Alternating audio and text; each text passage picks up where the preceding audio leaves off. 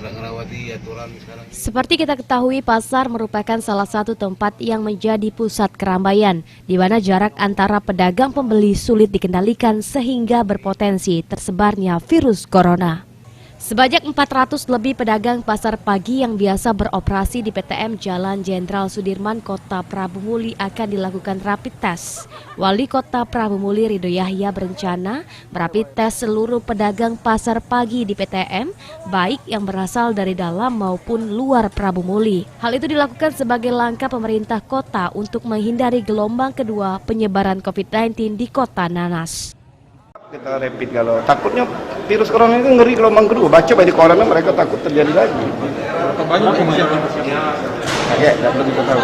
Kita kan masih punya berapa? 800-an lagi. Berarti untuk 800 bagi 2, untuk 400 uang bisa. Pedagang yang akan jalan rapid test itu dari Prabu Muli atau seluruhnya kita rapid. termasuk dari luar? Dari luarnya takut, apalagi dia datang dari tempat lain, kaget malah dia bawa virus ke kita. Susah lah ngobah hijau, yang ngolah tidak boleh jualan. Kan ini demi Prabu Muli, bukan demi Ridho Yahya, demi kita kalau pasal.